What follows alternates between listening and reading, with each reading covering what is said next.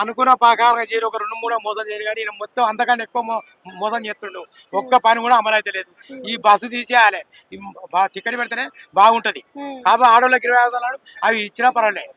అవి అసలు ఈ ఫ్రీ బస్సులు ఫ్రీ పథకాలు పెట్టడం కరెక్టా? కరెక్ట్ కాదమ్మా, కరెక్ట్ కాదు. కొట్ట సత్తురు కేసులు అయినాయి. ఫ్రీ కరెంట్ కూడా ఇస్తున్నాడు కదా. ఫ్రీ కరెంట్ ఇక కరెంటు వస్తుంది పోతుంది. అప్పుడు ఎట్లుండే కరెంటు.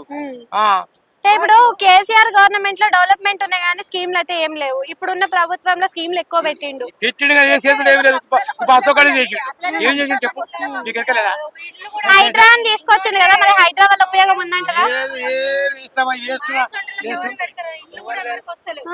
పేదలకు ఇల్లు లేవు. లేడీస్ కి 25 వందలు పెట్టి ఈ బస్సు బంద్ చేయాలి. ఇప్పుడు ఇంటింటికి వచ్చి సర్వేలు చేస్తున్నారు కదా, డబుల్ బెడ్రూమ్ ఇద్దరు మా అంటే 5 ఊరికి 5 4 20 మంది 30 మంది వస్తారా? 5 మంది 6 మంది ఇస్తాడని అనిపిస్తుందా మీకు? ఒక నియోజకవర్గానికి మనం ఏడు చెల్లిన వర్గానికి 3,000 ఇల్లు వచ్చినాయి. ఊరికి ఎన్ని వస్తాయి? ఒక మనాలు మంచిదే. ఊరికి 5, 6, 10 వస్తాయి.